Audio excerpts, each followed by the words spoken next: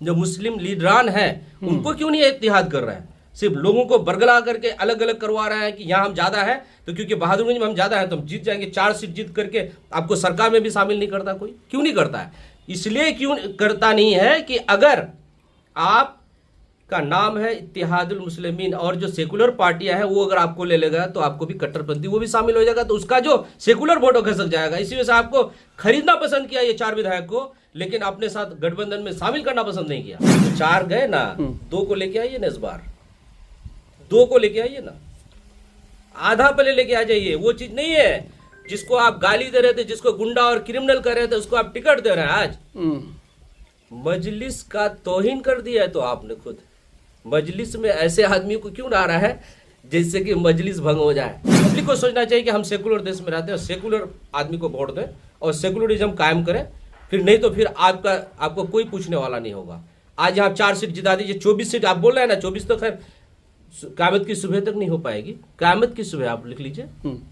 और दूसरा है कि आप अगर इस तरह कीजिएगा तो हमारे जो लड़के यूपी अलीगढ़ जिसको बोलते हैं यूनिवर्सिटी में पढ़ने जाते हैं, कमाई के लिए दिल्ली और मुंबई जाते हैं, तो आज तो आपको कुल्हाड़ी से मार रहा है ना, कल कैसे कैसे मारेगा आप समझ नहीं पाइएगा। वही है मास्टर मुजाहिद साहब, वो अपने आप को सरा करके लोगों को फायदा पहुंचा रहे थे, इलाके को फायदा पहुंचा रहे थे। आज जाइए ना, वही मास्टर साहब ये थे जिस वक्त और अभी में क्या अंतर है आप समझ में आ जाएगा। कोई काम करना हो, सरकार से जो राब्ता करना होगा, बात करना होगा, कैसे करें? हमारे लोग हर जगह होना चाहिए। तो क्या उनके विरोधी अपने मंशूबे में कामयाब हो गए? एकदम वही, उनको तो जबरदस्ती समझिए कि एक गन पॉइंट पे उसको लिया गया रिजर्वेशन। मैं तो ये समझता हूँ गन पॉइंट पे उसका रिजर्वेशन लिया गया। यहाँ का कुछ लोग हैं कट्टर लोग जो इसको बोलते हैं, और कट्टरपंथी से देश या कोई क्षेत्र नहीं चलता। ओवैसी साहब के पॉलिटिक्स को किस तरीके से देखते हैं आप?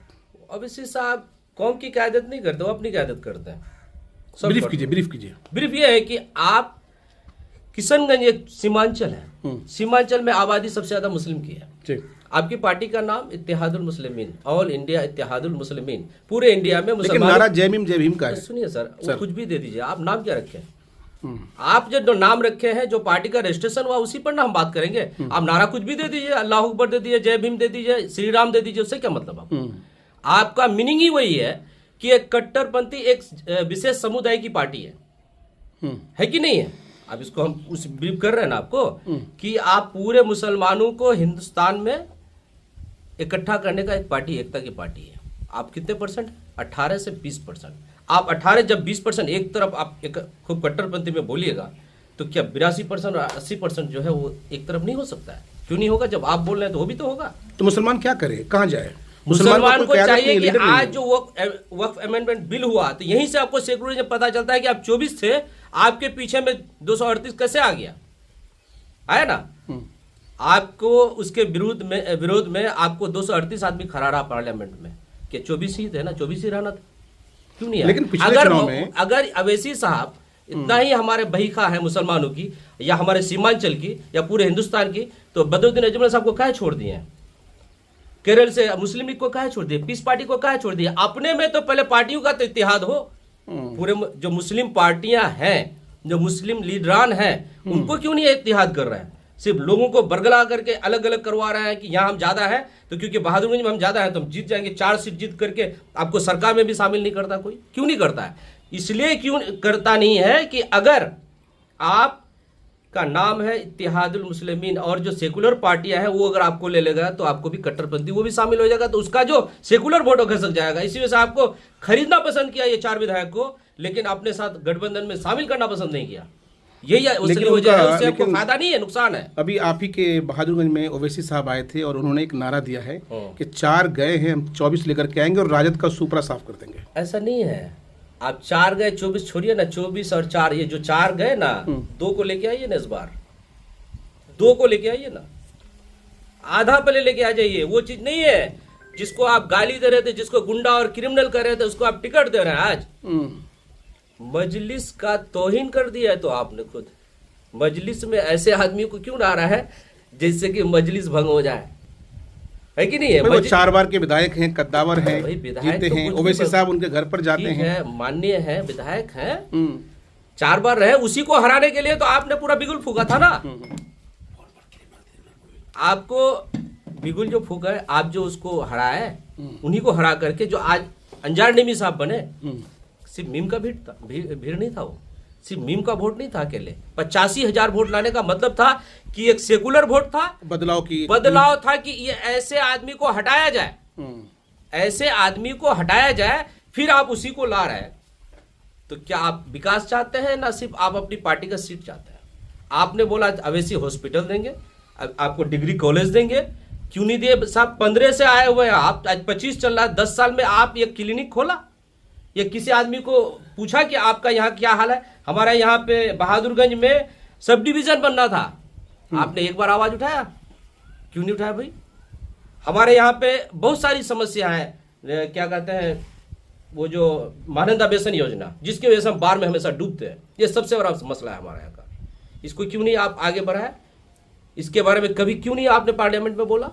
सीमांचल में यह हाल है, आप पार्लियामेंट में अच्छा बोलते हैं, आपके जैसा कोई बोलने में है ही नहीं। पूरे हिंदुस्तान में हम देख रहे हैं कि ऐसा काबिल आदमी कोई है ही नहीं, लेकिन क्योंकि वो आज बोल रहे हैं कि मुसलमानों की क्यादत नहीं कर रहे हो, तो क्या करना चाहिए? क्या करना चाहिए? अपना पार्टी की एमआईएम को क्या करना चाहिए? ओवैसी साहब को क्या करना चाहिए? जिससे जो करना चाहिए वो कर रहा है। अच्छा, वो कर रहा है क्योंकि आप चाहते हैं कि मेरी पार्टी पर है, वो चाहता है मेरी पार्टी पर है, मैं चाहता हूं मेरी पार्टी पर है, लेकिन पब्लिक को सोचना होगा कि हम किधर जा रहे हैं, इससे हमको क्या फायदा होगा, क्या नुकसान होगा। तो पब्लिक को क्या सोचना चाहिए? पब्लिक को सोचना चाहिए कि हम सेकुलर देश में रहते हैं, सेकुलर आदमी को वोट दें और सेकुलरिज्म कायम करें, फिर नहीं तो फिर आपको कोई पूछने वाला नहीं होगा।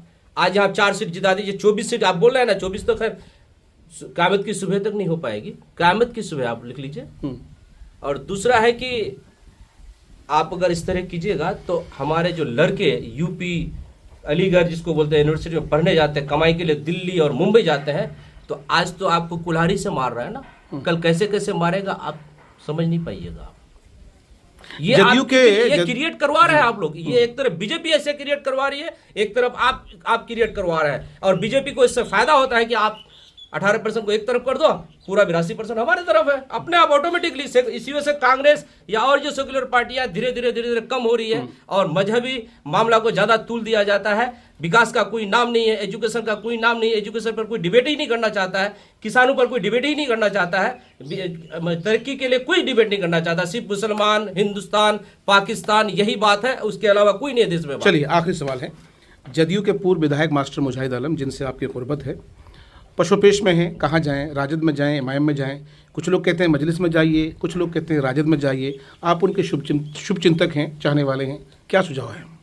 वो एक स्कॉलर आदमी है और उसके वजह से उनके साथ हम लोग रहते भी हैं, काफ़ी करीबी भी हैं। मैंने उनको मना किया था, जहाँ थे वहीं रहिए, मैं खुद बोला था। अच्छा, आप भी शायद होंगे किशनगंज में। कहने का मतलब है कि एक बाग को लगाने के लिए, एक सींचने के लिए, एक जनता का काम करने के लिए, जिसको मिसाल दे रहा हूँ, बाग के लिए एक बगीचा लगा रहे हैं, वहाँ पे एक बीज को जमीन में सड़ना पड़ता है, और जब सड़ता है तब एक पौधा तैयार होता है, तब उसे फूल या फल आते हैं। तो वही है मास्टर मुजाहिद साहब, वो अपने आप को सड़ा करके लोगों को फायदा पहुंचा रहे थे, इलाके को फायदा पहुंचा रहे थे। आज जाइए ना, वही मास्टर साहब ये थे जिस वक्त और अभी में क्या अंतर है, आप समझ में आ जाएगा। कोई काम करना हो, सरकार से जो राब्ता करना होगा, बात करना होगा, कैसे करें? हमारे लोग हर जगह होना चाहिए। तो क्या उनके विरोधी अपने मंशूबे में कामयाब हो गए? एकदम वही, उनको तो जबरदस्ती समझिए कि एक गन पॉइंट पे उसको लिया गया रिजर्वेशन। मैं तो ये समझता हूँ, गन पॉइंट पे उसका रिजर्वेशन लिया गया। यहाँ का कुछ लोग हैं, कट्टर लोग जो इसको बोलते हैं, और कट्टरपंथी से देश या कोई क्षेत्र नहीं चलता है। मुजाहिद साहब को कहाँ जाते हुए देखना चाहते हैं आप? हम चाहते हैं कि कहीं भी जाइए, एक सेकुलर का मिसाल दीजिए, और दूसरा है कि काम करने का, उनको सब कुछ जानते हैं कि काम से वो जाने जाते हैं, वो कभी पद में नहीं रहे। और नेता हमेशा पद में कभी नहीं रहता। गांधी जी को देख ले, कभी पद में नहीं रहा। नेता असली तो वही है जो पद में नहीं है, वो काम करता है, सुबह से शाम तक पब्लिक के लिए सोचता है, ऐसे आदमी को नेता कहते हैं। बाकी तो लोग पद के लालची होते हैं, कुर्सी पे बैठने के लिए काम करते हैं। चलिए, बहुत बहुत शुक्रिया। तो ये थे वसीकुर रहमान साहब, चेयरमैन साहब हैं, और बड़ी बेबाकी से तमाम तरह सवालात पे हम लोग डिस्कस कर रहे थे। अब आप सभी से ये गुजारिश करेंगे कि अपनी प्रतिक्रिया, अपना फीडबैक ज़रूर दीजिएगा। हर आदमी का अपना एक नज़रिया होता है सोचने का, इनका अपना नज़रिया है, आप अपना नज़रिया रखिए, और गुजारिश करते हैं कि कमेंट बॉक्स में सकारात्मक रूप से अपना जवाब दीजिएगा। बिल्कुल।